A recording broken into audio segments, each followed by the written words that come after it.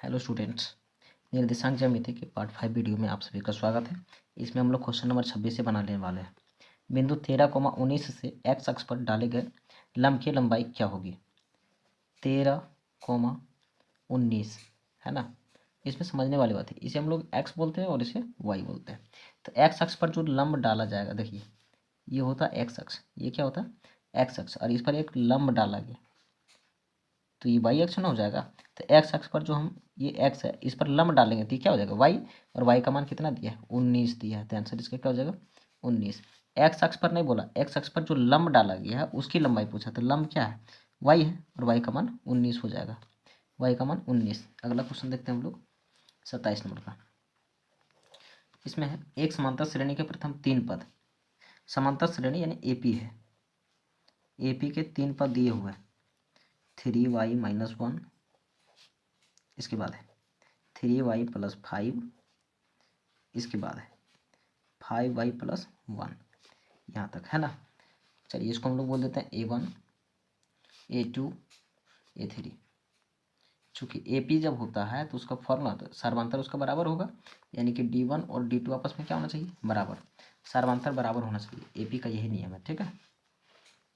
तो D1 का formula क्या होगा, यानी अगला पद में से पिछला पद घटाना है, तो फॉर्मूला से क्या लिखेंगे A2 - A1 बराबर D2, यानी अगला में से अगला को पिछला को घटाना है, अगला में से पिछला, तो यहाँ पर हो जाएगा A3 - A2। अब देखिए A2 का मान क्या है 3y+5, इसमें से माइनस करेंगे A1, तो A1 का मान क्या है 3y - 1 बराबर A3 का मान कितना है 5y+1, और इसमें A3 में से A2 घटाना है, तो A2 का मान कितना है 3y+5। चलिए अब इसको हम लोग सॉल्व करते हैं, यहाँ से y का मान आ जाएगा 3y+5 -3y, और माइनस माइनस का जाएगा +1, यहाँ से हो जाएगा 5y+1 -3y, और माइनस प्लस माइनस हो जाएगा 5। अब देखिए यहाँ 3y से 3y कट जाएगा, क्यों ये प्लस में और ये माइनस में, तो 5 कितना हो जाएगा 6 बराबर, यहाँ 5y में से 3y घटाएंगे, 5y में से 3y घटाएंगे तो कितना बचेगा 2y। अब 1 में से 5 घटाएंगे तो बचेगा -4। अब 6, ये -4 जब इधर आएगा तो +4 हो जाएगा बराबर में 2y, अब 2 से 2y है।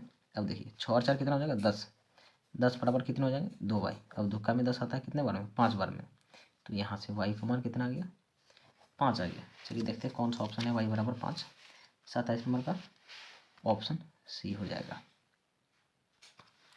28 नंबर का क्वेश्चन है ABC तीनों का निर्देशांक दिया, देखिए इसको हम बोलते हैं x1 y1, ये हो जाएगा x2 y2, और ये हो जाएगा x3 y3, ठीक है। क्वेश्चन कह रहा है कि यदि संरेख है, चूंकि संरेख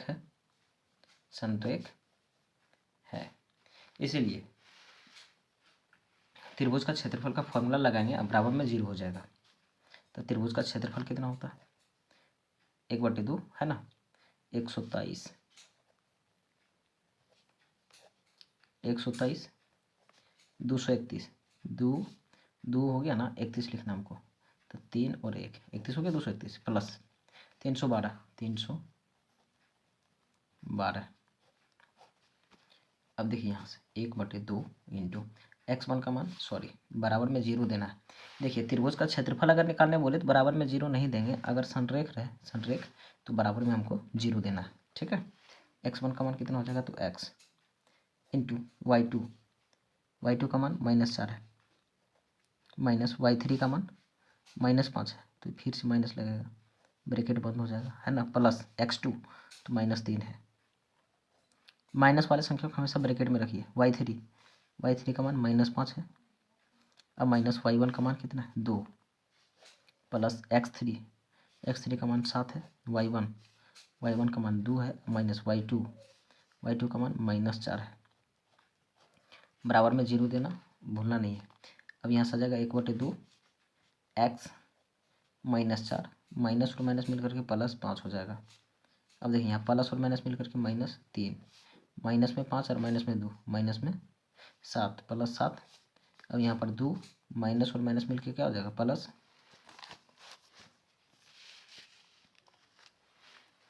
तो 2 प्लस 2 और 4 कितना हो जाएगा, सॉरी 2 प्लस 4 बराबर में 0। अब यहाँ से देखिए 1/2 एक्स इंटू माइनस में 4 है प्लस में 5 है, 5 में 4 घटा देंगे तो 1। अब माइनस गुना माइनस करेंगे तो प्लस, 3 7 21 प्लस 7 4 और 2 6 बराबर 0।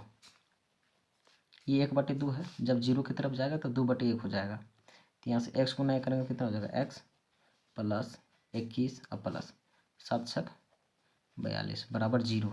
और 1/2 है, नहीं इधर आकर के क्या हो जाएगा 2/1।